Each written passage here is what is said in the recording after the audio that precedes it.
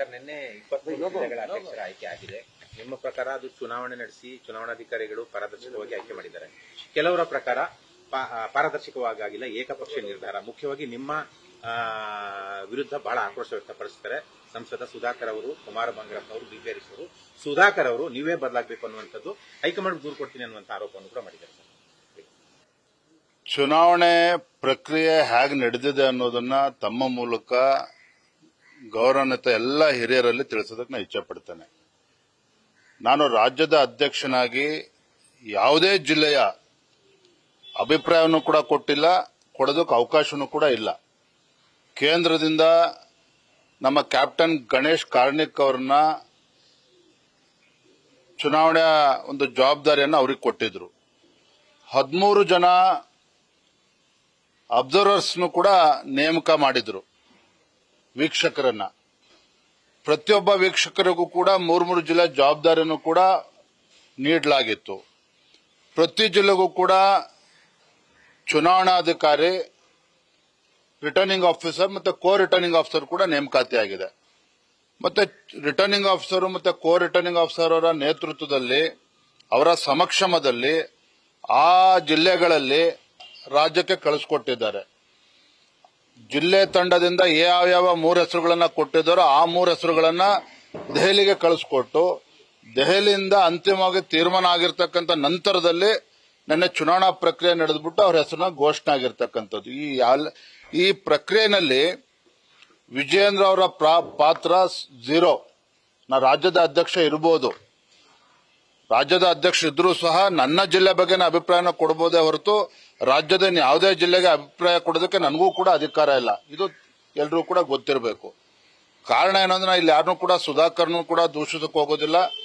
ಈ ಚುನಾವಣಾ ಪ್ರಕ್ರಿಯೆ ಏನು ಅಂತೇಳಿ ಯಾರಿಗೂ ಕೂಡ ಗೊತ್ತಿಲ್ಲ, ಗೊಂದಲ ಇದೆ. ಯಾಕಂದ್ರೆ ಮೊದಲ ಬಾರಿ ಇಡೀ ದೇಶಾದ್ಯಂತ ಇವತ್ತು ನಮ್ಮ ರಾಜ್ಯದಲ್ಲಿ ಏನು ಚುನಾವಣಾ ಪ್ರಕ್ರಿಯೆ ನಡೆದಿದೆಯೋ, ಚಿಕ್ಕಬಳ್ಳಾಪುರ ಜಿಲ್ಲೆನಲ್ಲಿ ಏನು ಚುನಾವಣಾ ಪ್ರಕ್ರಿಯೆ ನಡೆದಿದೆಯೋ, ಇಡೀ ದೇಶದಲ್ಲಿ ಇದೇ ವ್ಯವಸ್ಥೆಯಲ್ಲಿ ನಡೀತಾ ಇರ್ತಕ್ಕಂಥದ್ದು. ನಾನು ಹೊಸದಾಗಿ ಯಾವುದೋ ಒಂದು ಪ್ರಕ್ರಿಯೆ ಮಾಡೋಕೆ ನನಗೂ ಕೂಡ ಅಧಿಕಾರ ಇಲ್ಲ. ಕೇಂದ್ರ ಎಲ್ಲವನ್ನೂ ಕೂಡ ಗಮನಿಸ್ತಾ ಇದೆ. ಎರಡನೇದಾಗಿ ಮಾನ್ಯ ಸುಧಾಕರ್ ಅವರ ಆಕ್ರೋಶ ಭರಿತ ಮಾತುಗಳನ್ನು ನಾನು ಕೇಳಿದ್ದೇನೆ.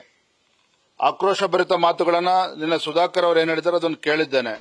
ಒಂದು ರೀತಿ ವಿಜಯೇಂದ್ರ ಅವರು ನಮ್ಮನ್ನ ಸಮಾಧಿ ಮಾಡಕ್ ಹೊರಟಿದ್ದಾರೆ.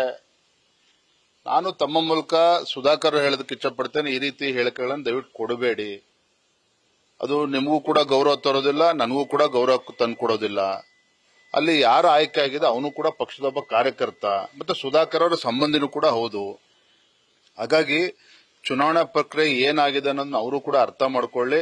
ಅವ್ರು ಏನೇ ಟೀಕೆ ಮಾಡಿದ್ರು ನಾವು ಅವ್ರನ್ನ ಟೀಕೆ ಮಾಡೋದಕ್ಕೆ ಹೋಗೋದಿಲ್ಲ. ಮಾಜಿ ಸಚಿವರಾಗಿ ಅವರು ಕೂಡ ಕೆಲಸವನ್ನು ಮಾಡಿದ್ದಾರೆ. ಆದ್ರೆ ಪಕ್ಷ ಏನ್ ತೀರ್ಮಾನ ಮಾಡಿದೆ ಜಿಲ್ಲಾ ಮಟ್ಟದಲ್ಲಿ, ಅದಕ್ಕೆ ಕೇಂದ್ರದಿಂದ ಸಮ್ಮತಿನೂ ಕೂಡ ಸಿಕ್ಕಿದೆ.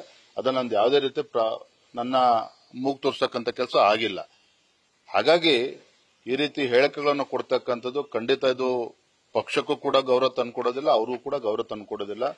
ಹಾಗಾಗಿ ಅವ್ರು ಏನು ವಿಜಯೇಂದ್ರ ತಿದ್ಕೋಬೇಕು ಅಂತ ಹೇಳಿದ್ದಾರೆ, ನಾನು ಆತರ ತಿದ್ಕೋಬೇಕು ಅಂತ ಅವರ ಅಪೇಕ್ಷೆ ಇದೆ. ಅವರೆಲ್ಲ ಬೇರೆ ಎಲ್ಲರೂ ಅಪೇಕ್ಷೆ ಇದೆ. ನನ್ನ ತಿದ್ಕೊಳ್ತಕ್ಕದ್ದು ನಾನು ಕೂಡ ಅದನ್ನ ಮಾಡ್ತೇನೆ. ಸುಧಾಕರ್ ಅವ್ರನ್ನು ಕೂಡ ಭೇಟಿ ಮಾಡ್ತೇನೆ. ಅವ್ರು ಯಾವ ರೀತಿ ನಾನು ತಿದ್ಕೋಬೇಕು ಅಂತ ಹೇಳಿ ಪಾಪ ಅವ್ರ ಅಪೇಕ್ಷೆ ಇದೆ. ಅದ್ರ ಪ್ರಕಾರ ನಾನು ಕೂಡ ತಿದ್ಕೊಳ್ತೇನೆ. ಆ ರೀತಿ ಮಾತನಾಡಬಾರ್ದು. ನಾನು ಹೇಳಿದ್ನಲ್ಲ, ನಾನೊಬ್ಬ ರಾಜ್ಯದ ಅಧ್ಯಕ್ಷ, ಇದೇನು ಮಂತ್ರಿ ಸ್ಥಾನ ಅಲ್ಲ. ನಾನು ಮನೆ ಮಾಟ ಬಿಟ್ಟು ಕೆಲಸ ಮಾಡ್ತಾ ಇದ್ದೇನೆ, ಪಕ್ಷ ಸಂಘಟನೆ ಮಾಡ್ತಾ ಇದ್ದೇನೆ. ಇದು ಪಕ್ಷ ಅವ್ರ ಸ್ವತ್ತು ಅಲ್ಲ, ನನ್ನ ಸ್ವತ್ತು ಅಲ್ಲ. ಲಕ್ಷಾಂತರ ಕಾರ್ಯಕರ್ತರು ಪಕ್ಷಕ್ಕೋಸ್ಕರ ದುಡಿತಾ ಇದ್ದಾರೆ. ಹಾಗಾಗಿ ಇದು ಪಕ್ಷ ನನ್ನ ಸ್ವತ್ತು, ನಾನು ಮುಂದೆ ಮುಖ್ಯಮಂತ್ರಿ ಆಗಬೇಕು, ಇದನ್ನ ಕಣ್ಮುಂದೆ ಇಟ್ಕೊಂಡು ಪಕ್ಷ ಸಂಘಟನೆ ಮಾಡ್ತಾ ಇಲ್ಲ. ಆ ರೀತಿ ಹಗುರವಾಗಿ ಮಾತಾಡ್ತಕ್ಕಂಥದ್ದು ಅವ್ರಿಗೆ ಶೋಭೆ ತರೋದಿಲ್ಲ.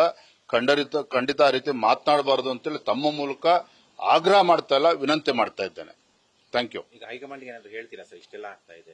ಇಲ್ಲ ರೀ, ನೋಡ್ರಿ ಪಾಪ ಯಾರೋ ಒಬ್ರು ಅಪೇಕ್ಷೆ ಪಟ್ರು ಅಂತೇಳಿ ಅವ್ರು ಹೇಳಿದಂತೆ ಜಿಲ್ಲಾಧ್ಯಕ್ಷರು ಮಾಡೋದಕ್ಕೆ ಆಗೋದಿಲ್ಲ. ಮತ್ತೆ ಅದನ್ನ ನನ್ನ ಪಾತ್ರನೂ ಇಲ್ಲ, ಮತ್ತೆ ಹೇಳ್ತಾ ಇದ್ದೇನೆ. ಉದಾಹರಣೆಯಲ್ಲಿ ರಾಮಚಂದ್ರ ಅವರು ಕೂಡ ಅಪೇಕ್ಷಿತರಿದ್ರು ಅಧ್ಯಕ್ಷ ಆಗ್ಬೇಕು ಅಂತೇಳಿ. ಅವೆಲ್ಲ ಪ್ರಕ್ರಿಯೆ ನಡೀತಿದೆ. ಆ ರೀತಿ ನನ್ನ ಮೇಲೆ ಆರೋಪ ಮಾಡ್ತಕ್ಕಂಥದ್ದು ಇದು ಖಂಡಿತ ಸರಿಯಲ್ಲ. ಅಲ್ಲಿ ವೀಕ್ಷಕರು ಹೋಗಿದ್ರು, ಎಲ್ಲವೂ ಕೂಡ ಅವರ ಸಮ್ಮುಖದಲ್ಲಿ ಆಗಿದೆ. ಅದ್ರಲ್ಲಿ ನನ್ನ ಪಾತ್ರ ಏನಿಲ್ಲ. ದಯವಿಟ್ಟು ಸುಧಾಕರ್ ಅವರು ಕೂಡ ಅನ್ಯತಾ ಭಾವಿಸಬಾರದು, ತಪ್ಪು ತಿಳ್ಕೋಬಾರದು. ಮತ್ತೆ ಅಲ್ಲಿ ಕಾರ್ಯಕರ್ತನ ಆಗಿದೆ. ಹಾಗಾಗಿ ಏನು ಅವ್ರಿಗೆ ಸರಿ ಮಾಡಬೇಕು, ಮುಂದೆ ಅವ್ರು ಯಾರ ಪದಾಧಿಕಾರಿ ಅವ್ರಿಗೂ ಅಧಿಕಾರ ಇದೆ. ಮುಂದೆ ಜಿಲ್ಲೆನಲ್ಲಿ ಯಾರ್ಯಾರು ಪದಾಧಿಕಾರಿಗಳು ಮಾಡಬೇಕು ಅವರು ಸಲಹೆ ಕೊಡ್ಲಿ ಅಲ್ಲಿ ಜಿಲ್ಲಾ ಮಟ್ಟದಲ್ಲಿ.